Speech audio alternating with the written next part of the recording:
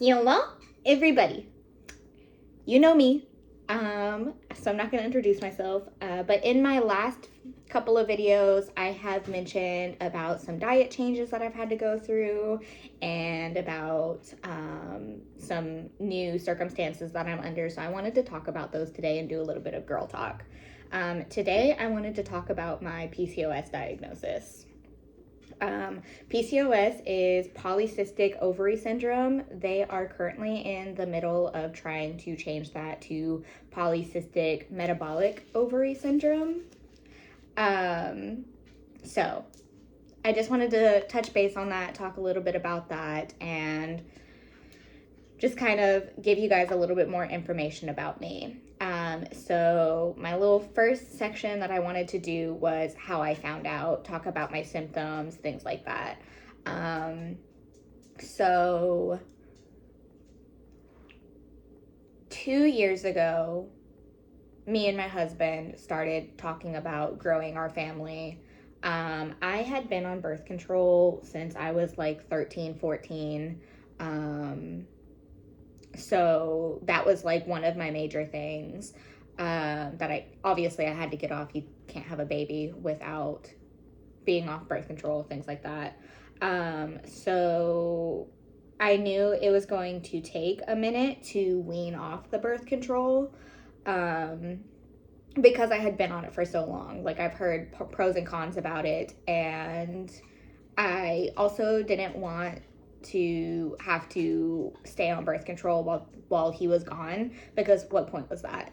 He's gone. It wasn't like I was having intercourse or anything like that. So I made the decision in September of, I guess it was 2024 at this point, of September of 2024, while he was gone, to get off birth control and start weaning off. So I called my doctor and I was like, hey, is there anything special that I need to do with this? I've been on birth control for a very long time, so I don't want it to mess up anything. And she was like, no, you're good. Just go ahead and wean off.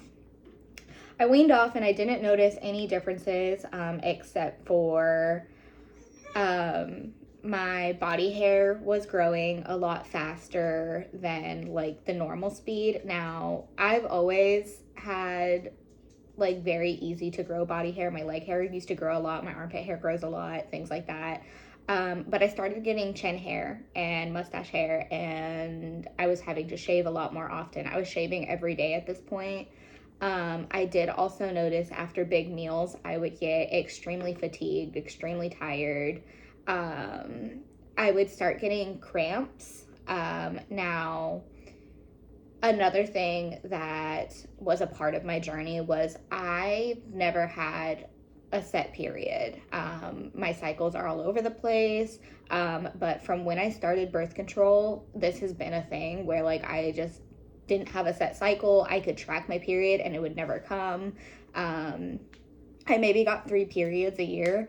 So like these cramps that I was getting was different than period cramps, and I also never really had period symptoms. Like my breast didn't get tender, my ovaries didn't cramp, things like that. It didn't, like, I've never had that.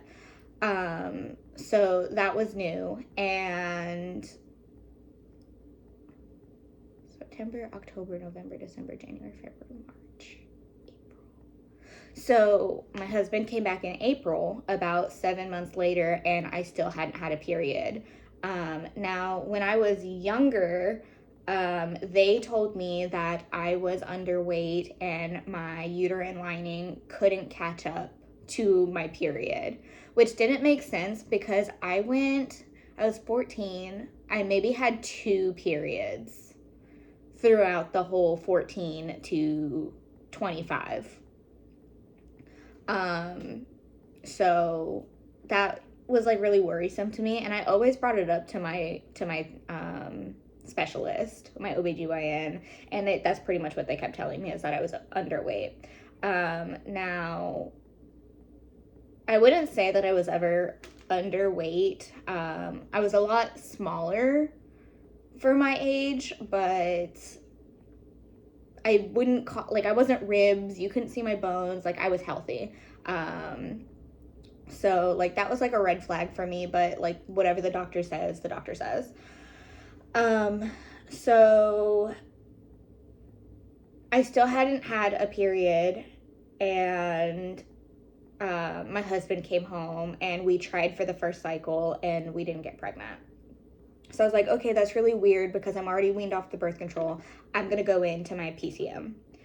So I made an appointment with my PCM and I explained all of this stuff to her because I was already looking into PCOS. I was like, I think I might have PCOS. I haven't had a period. I've been taking ovulation test strips and nothing is positive. I haven't ovulated. And then all of this other stuff of like my chin hair, my everything hair. Like I was just concerned. And pretty much my PCM told me to try harder. And I was like, weird flex, but okay. And then she was like, but I'm gonna go ahead and refer you out to the OBGYN on base. I was like, okay, cool. Like, as long as you're referring me out, I don't care what you say to me.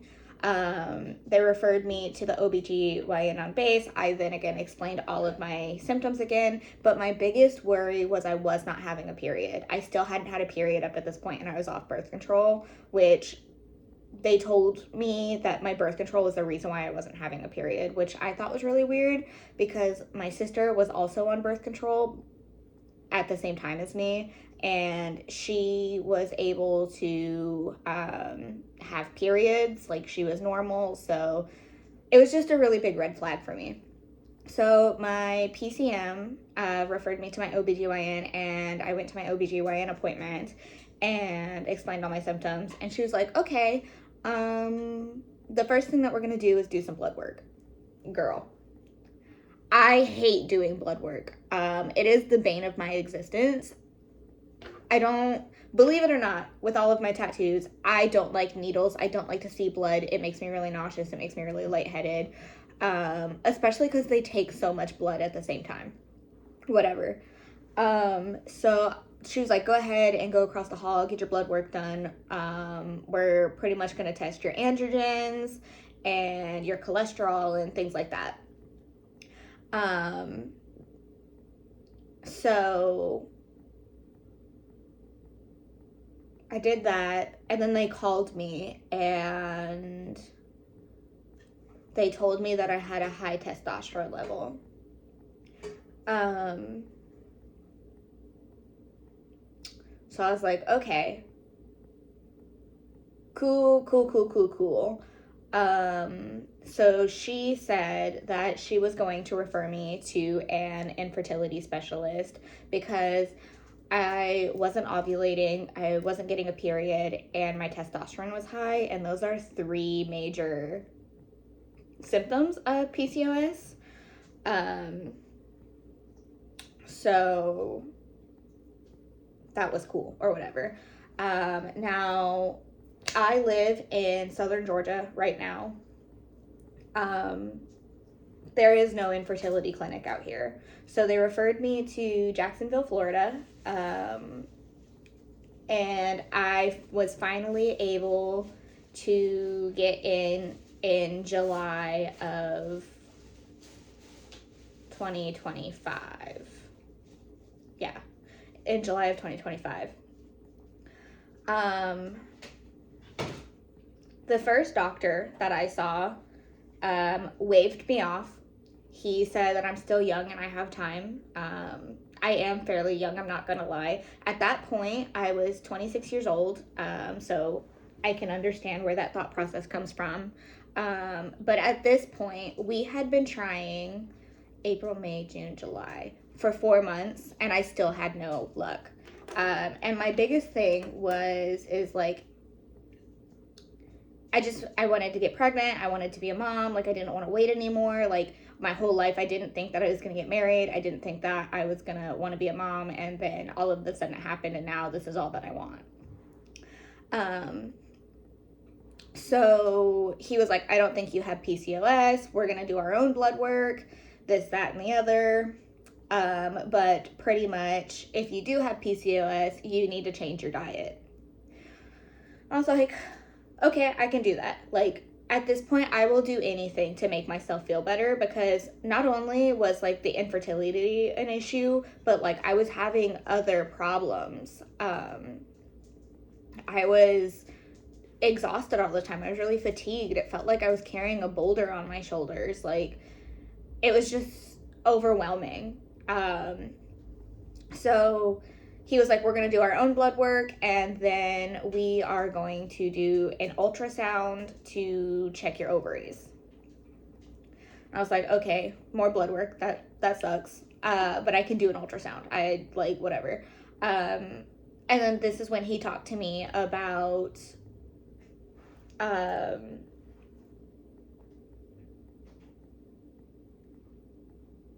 doing the keto diet. Now, I had been doing research on PCOS at this point, so I knew that I was going to have to change my diet. There was nothing like crazy on that stance. But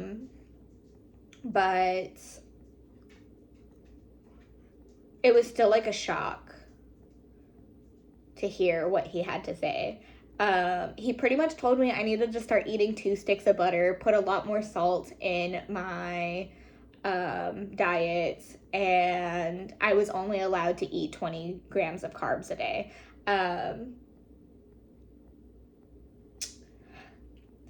So that means I had to take out any type of sweets, potatoes, rice, pasta, bread. There was a lot of fruits that I can't eat anymore. And there's a lot of like vegetables that I can't really eat. So that was like really daunting for me. Mostly because I do love to cook and I do love to try all these new foods, and I'm a really big sweets person. So that was like devastating to me.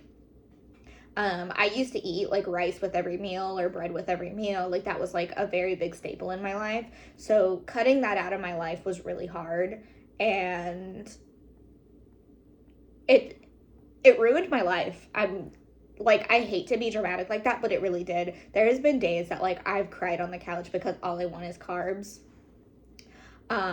Like, I can't have sugary coffee. I can't have cinnamon rolls anymore. I can't have chocolate. I have to eat like very specific keto food. And I will say, like, I have found my like little things that give me joy on keto, and I do give myself 2 cheat days a month. But even then, like, 2 days out of the month, like, that's all I'm looking forward to. Anyways, so I didn't really like the doctor because he also told me that I needed to stop weightlifting because it's not a female sport. Now, back before this was happening, I was doing heavy deadlifts, heavy hip thrusts, heavy squats. I was lifting dumbbells. I was very active at the gym, and I was very happy. And that was like one of my other happiness, major things. And they pretty much took that away from me too. So they've taken away my food, and they've taken away one of my hobbies that like absolutely made me happy. Which, in my research, doing light weights and light exercise is healthy for PCOS and whatnot. But in moderation. Now, I'm an all or nothing type of girl. Like, if I'm lifting weights, I want to lift heavy, or not at all. So pretty much they told me that I had to keep my heart rate under 90 beats per minute. If I was working out, which is insane. It is absolutely impossible. I don't follow that rule. I just stopped working out. Okay, so I go in, I get this blood work done. I was also, hold on. I got my blood work done. I got my blood pressure checked. I had, again, high testosterone, and I also had high cholesterol levels, which is really scary to me. So then I go in for the ultrasound, and they were like, hey, good news, you do not have any cysts on your ovaries. And I was like, okay, blessed. Like, I didn't think I had cysts on my ovaries. I think that's the only symptom that I don't have of PCOS. But that is like one of the major symptoms as well. There's three different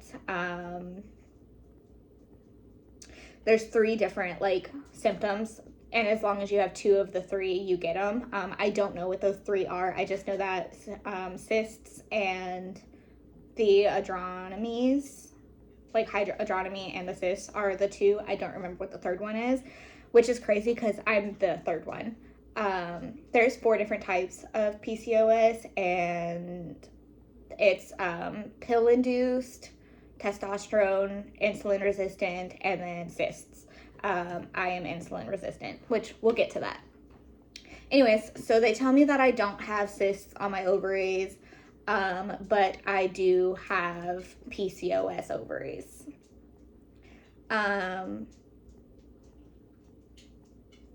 So I was diagnosed with PCOS same day, and I felt relieved because I was like, we finally have an answer.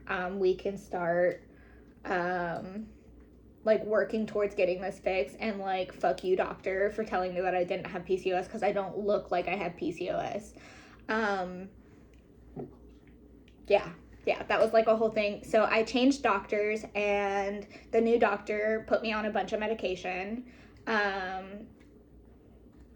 I've been on prenatals since my husband left on his first deployment in 2024. I have not gotten off of them. So I've been on prenatals. They gave me the choice to be on inositol or to be on metformin, and I did my research, and metformin makes you really sick to your stomach.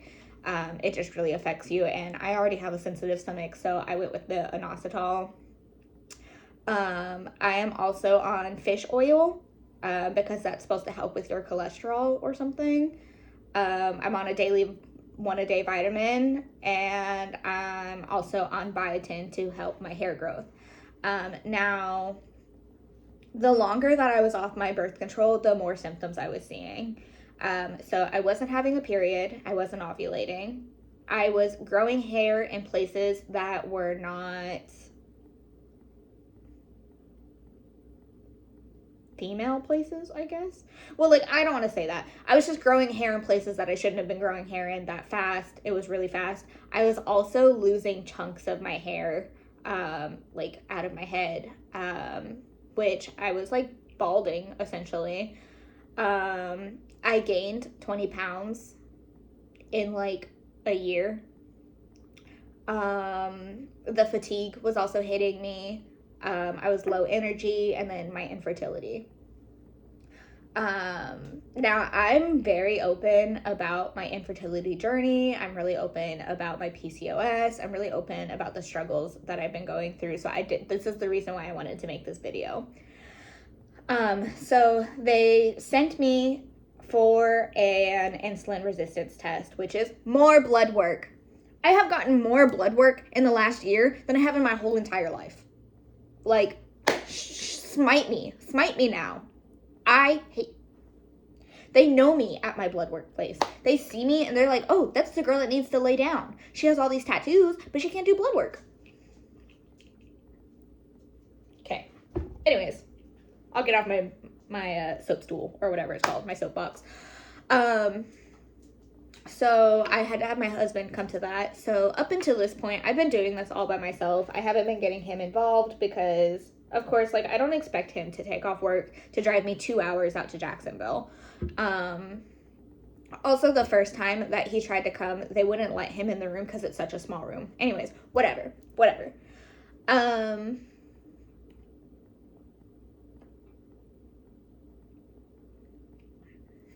So I go for this test, and pretty much the glucose test is exactly what they do during pregnancy as well, to test your levels. You don't eat anything in the morning, you get your blood drawn, and then you drink a drink, and then you get your blood drawn for 3 hours afterwards.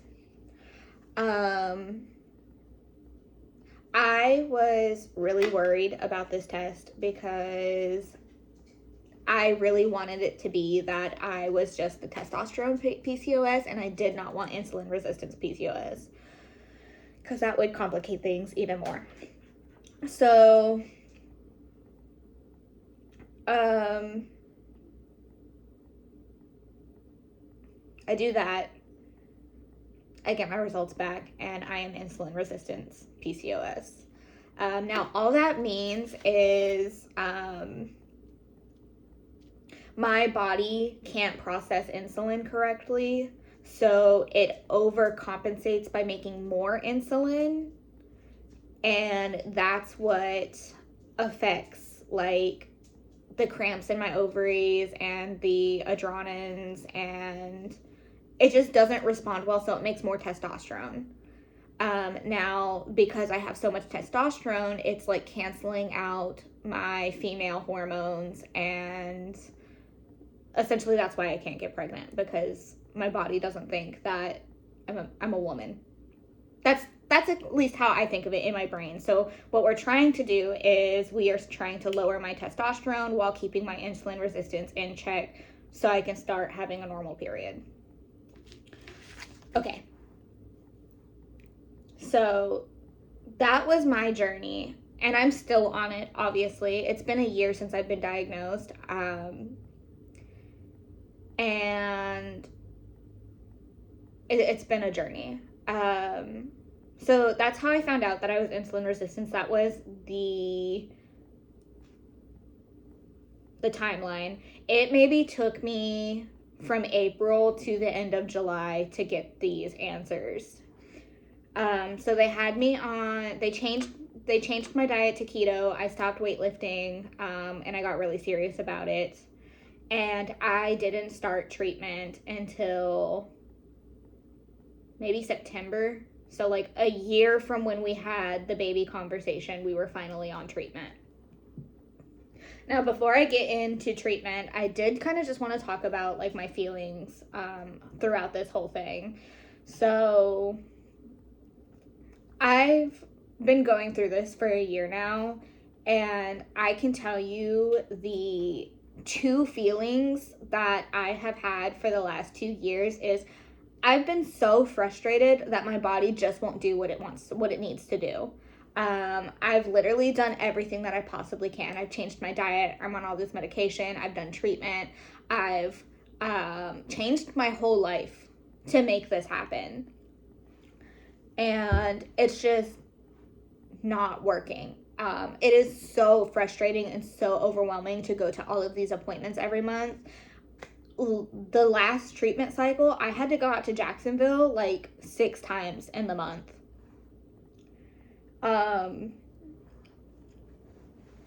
So I've been really frustrated, but then the second thing is I've had so much uncertainty. Like, I don't know what's going to happen next. I don't know how my body's going to react to this. I don't know. I don't like to not know things. I like to have a plan. I like to know exactly how that plan is going to play out. Like, having uncertainty makes me really uncomfortable. And it's scary. Like, not knowing what your body is doing or not knowing what's going to happen next because your body doesn't want to react correctly. There's been a lot of ups and downs to treatment. When we finally got on treatment, I was so happy and so excited because what I was reading is all of these people were getting their results like within the first cycle.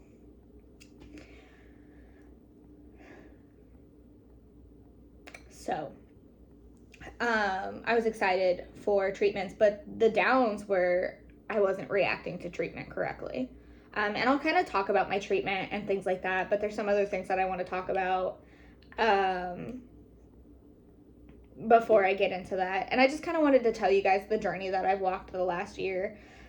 So to hop back onto the story time is what I've changed. I completely cut out rice, pasta, bread, sweets, potatoes. I've tried new recipes. I've tried things that people like substitute for it, and I have found my sweet spot of like the foods that I like to eat and what I like to cook and what I can stand to eat. I will tell you, cauliflower rice is the most disgusting thing I have ever eaten, and I will kill you on that hill. Don't come for me. I've tried it in every other way. I've tried it regular. I've tried it seasoned. I've tried it mushed up. I don't like it. I like cauliflower uncooked. That's it. Anyways, so I've changed my whole diet. I stopped working out. I will say right now, my husband is deployed, so I have been going to the gym a little bit more often. A little bit. I go 6 days a week. Well, I try to go 6 days a week. I'm on inositol and prenatal vitamins, which inositol helps your blood sugar and the insulin in your ovaries. It just kind of levels them out. And then the prenatal vitamins are just giving you vitamins for the baby. I have been really listening to my body signals. Now, I will say that now that I've been on keto for about a year now, and I've been on inositol and I've been getting my stuff together, I have gotten periods, and they are the worst periods that I have ever gotten. So like I kind of look out for those signals, but I don't have a period every month. I'm still not regular, and it's kind of scary because, like, again, the uncertainty of like, am I going to get a period this month? I think you can ovulate without a period, but you can't have a period without ovulation. So that's always like heartbreaking for me, because it's like, oh, I had my period, so that means I ovulated and we missed our chance. And the biggest thing is that I've been going to a fertility specialist for a year. I really like my doctor. I've only ever seen him once, to be honest with you, but his nurses are great. They always take care of me.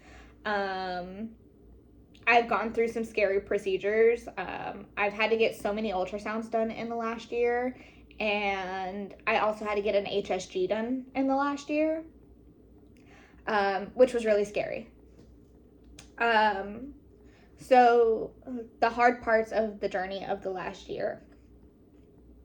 I really debated on talking about this, but I want to be very open and honest about my journey and about what has happened.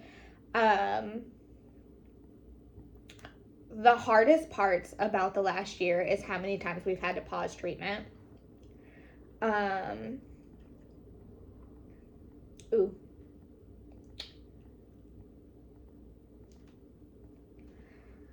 So the first time we had to pause treatment was in January to March, because I am 1 in 4. I had a miscarriage, and that was like the hardest experience that I have had to go through. I don't really want to talk about it. I don't want to like express anything. But that was like the first time we had to pause. So we were paused until March because they had to check my blood work to make sure I was no longer pregnant anymore to start treatment. I was supposed to start treatment in December. I started the medication that I was supposed to be on, and I went in for an ultrasound 2 days after my birthday, and they pretty much had some suspicions that I was pregnant, and they took my blood work. They told me when I got home that I was pregnant, but unfortunately I was going to miscarry because there was no fetal pole. So that was like the worst month of my life. And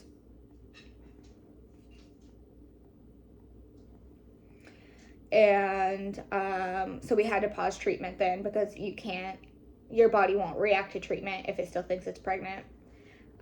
So every week I went in and I got more blood work done to make sure I wasn't pregnant anymore. And then at my last appointment before this deployment, they had me pee in a cup to make sure that I still wasn't pregnant. But when you get pregnant and you have a miscarriage, unfortunately, your body's pee will keep the hormone in it a lot longer than the blood work. So they didn't even actually talk about that. So yes, the hardest part was all of the pausing. It took so long to get started on treatment just for it to not work. We were supposed to start in September, but they pushed my medication out until December. And then at that point, I was already pregnant. the hardest part was I was doing all of this math. Like, when did I get pregnant? How far along was I? When would my due date be? Things like that. And I really like hyperfixated on that for a few weeks. And if you guys want to know more about that, I'm more than happy to talk about it. But just know if you've gone through that, like, you're not alone. Because that's my biggest thing, is I feel like I've gone through this by myself. One of the harder parts about going through that was after it happened, people just stopped checking in with me. And I noticed less and less people checking in with me after my chronic illness diagnosis, because PCOS is a chronic illness. People just don't check in. So I did feel like I was completely alone in that, and I still do. Like, I'm not gonna lie. I have bad days. And then the second time that we were pausing was because my husband was deploying, and we did not want to go through IUI while he was gone. IUI is like just under IVF.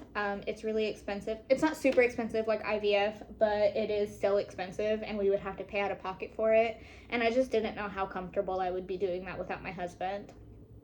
So we decided to pause treatment for this deployment. And I think one of the major things, like, people misconstrue is, like, how hard treatment actually is. It's the waiting, it's the uncertainty. I was just on hormonal treatment, and I found it very hard. I give props to people who are going through IUI or who are going through IVF, because, like, that is so much harder than what I'm going through. Like, not to discount what I went through or what I'm going through, but, like, I can only imagine how, like, other people are going through.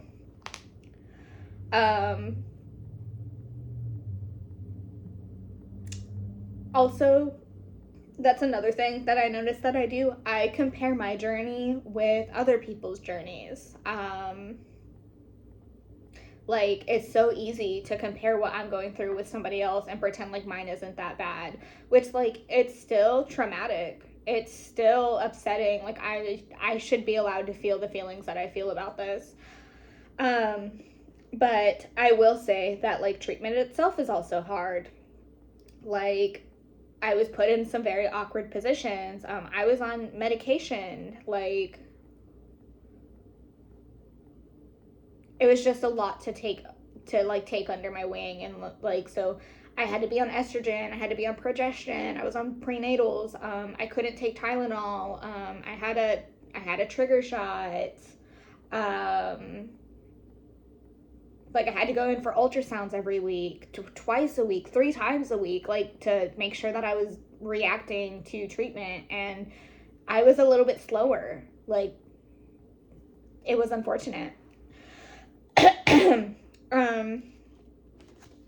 So I did want to say that some facts about PCOS. Of course, the name is polycystic ovary syndrome, moving to polycystic metabolic ovary syndrome. So that just means that we are finally getting away from just the cysts. It is a whole body disease. And I will say that 50 to 70% of people who have PCOS will have insulin resistance. It is the most popular. It is also a genetic disease, so please keep that in mind. I tried to figure out where mine came from because nobody in my family has ever been diagnosed, but PCOS is something that they, like, shrug off.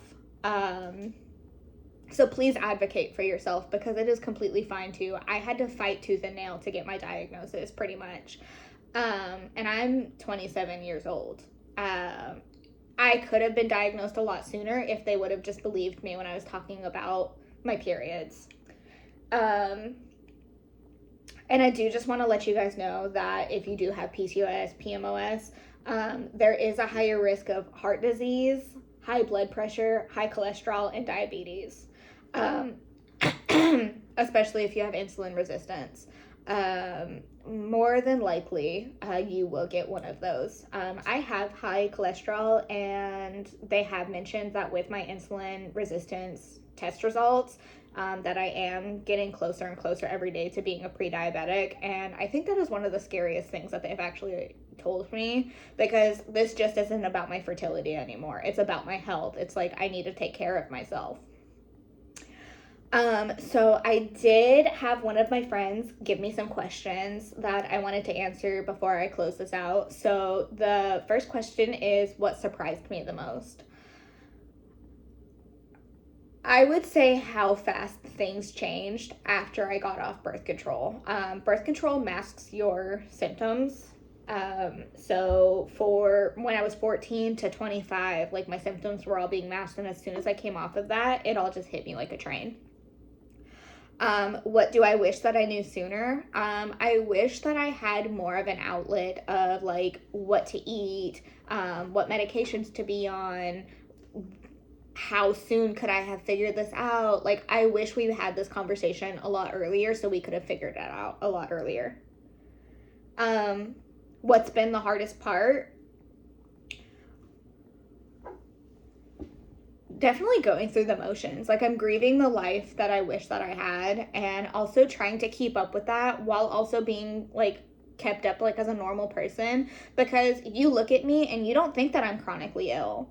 And like, I hate saying it like that because like I don't want to make it sound like it's so much harder than it is, but like there are days where like I can't get out of bed. I'm that like that's how bad I am. Another hard part is that the world just keeps turning. Like no matter what you're going through, like what's happened, like how you feel, like the world keeps turning. Everybody's life moves on, and it's like I'm stuck here. Um, it's a very scary place to be in. What would I tell someone who is just diagnosed? Um, for me, I was already doing research on PCOS. But I think if like a new baby, not, I don't want to say like baby, but like a new baby diagnosee, I would tell them that like it's okay to feel the feelings that you're feeling, because I felt really guilty for being upset. I would tell them that they're going to get through it because they're strong. Like, if you've gotten this far, you can continue going on.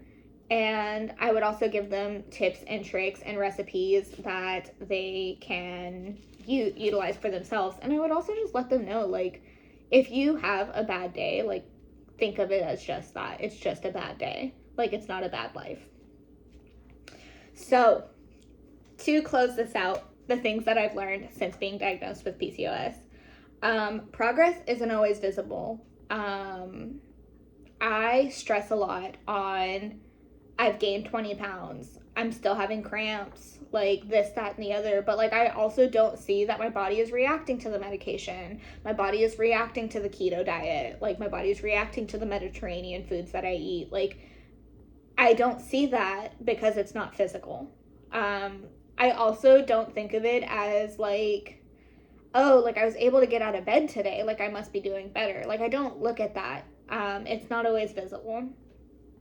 My second thing is it is okay to advocate for yourself. I am such a big person on like make sure that you are taken care of first, before you can take care of somebody else. And PCOS will absolutely like throw you to the floor. No matter how severe it is or how like not severe it is, like it's still a chronic illness at the end of the day. Like you need to advocate for yourself and you need to take care of yourself. And also healing takes patience. I thought that I was going to go to an infertility specialist and I was automatically going to get pregnant, but that's not the case. It's a very slow treatment. It's like a snail's worth. So that is what I wanted to talk about today. If you are dealing with PCOS, just know that you're not alone. It can feel overwhelming. It can feel exhausting. It can feel like a lot, but just know that like there are other people who are walking this journey for you. And I wanted to be able to be an out for that. If you guys have any questions, comment below. If you guys want to hear more about this or have any questions in general, like I'm an open book. I'm happy to talk about it and I am more than happy to answer your questions. But I'm going to leave it there. I hope you guys have a great rest of your day and bye.